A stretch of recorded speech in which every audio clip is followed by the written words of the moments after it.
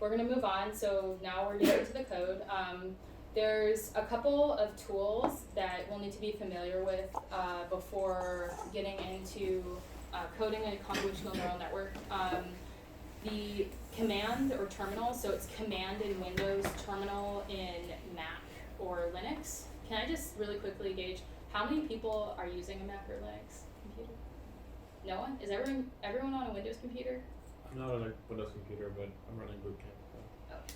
It's not. So I'm just gonna this is a disclaimer. I suck at Windows. I've tried learning it before. I really don't know how to use Windows command line. There's something in my brain that prevents it from learning Windows. It's the same. I have the same problem with French. So that's just a disclaimer. I will be really shitty at helping you guys with any Windows related problems.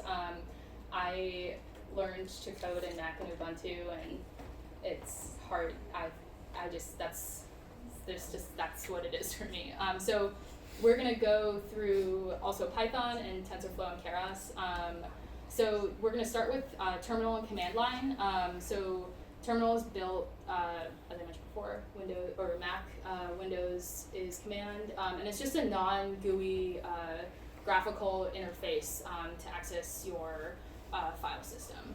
And so these are basic commands that you'll want to be familiar with, and it just makes it much easier to process files and to kind of access files within your directory.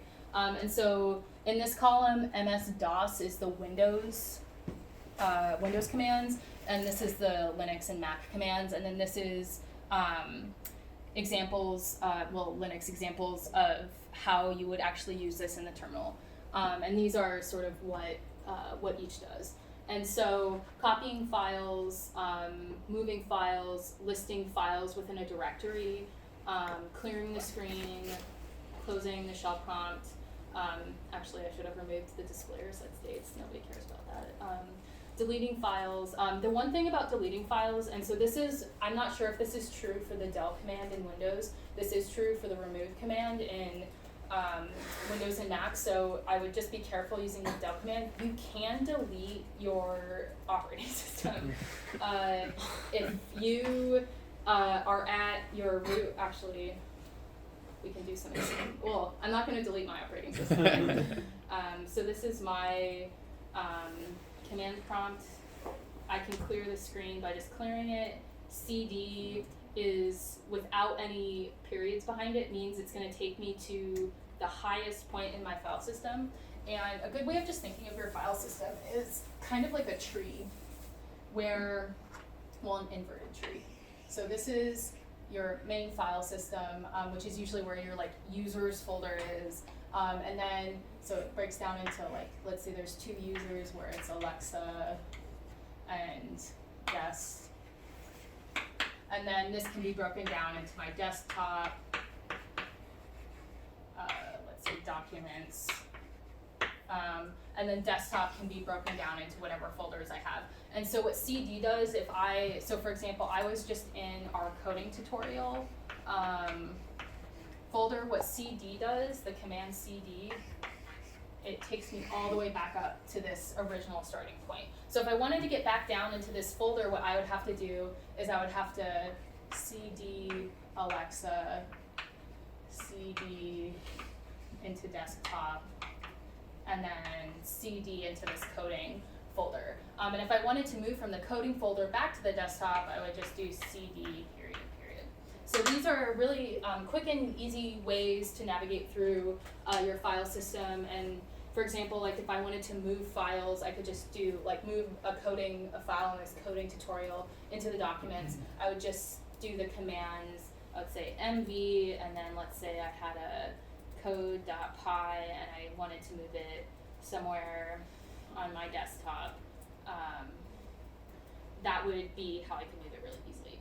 And so these are all just good things to keep in mind. The one thing I wanted to show you when I brought this up is if you do rm/rf, and I don't know if this is the same with the del command, this will literally delete all of the files on my computer. Do not ever do that.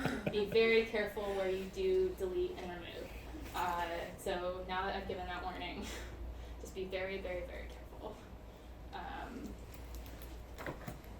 And so this is kind of a messy slide to look at just because there's so much stuff. I included it mainly since now all of you guys can just you have it and can use it sort of as a reference sheet. Make.dir is also really important. It makes directories. You can also edit and create new text files in the command line. I always use Vim. You can use Nano or gedit. All of that stuff is available. So I also included, so Vim is the command line editor that I really like. The way that you would use it, let's just say I cd it to desktop and I want to create a new file called example.py, and it opens up a new file, and I can just say, I can insert and write hello. I can save the file, and now if I if I want to list all of the files in this directory, I just say ls. Oh wait, I should not have done that. I have a lot of files, but trust me, it's there. But yeah. So I always forget where presenter view is. So these are a couple of different tutorials. So for Bash Shell, which is Ubuntu, there's a cheat sheet. This is a really good tutorial for learning more about Windows command line. Gedit, which I think is more standard for Windows. If you're interested in doing command line file manipulations, like what I just did, opening files, you can do it's really powerful. Gedit tutorial, I was using Vim, and there's a Vim tutorial here. So these are all options. Again, if you have any questions that aren't about the Windows command line, please email me, and I can try to help. Cool, so does anybody have any questions about file system navigation?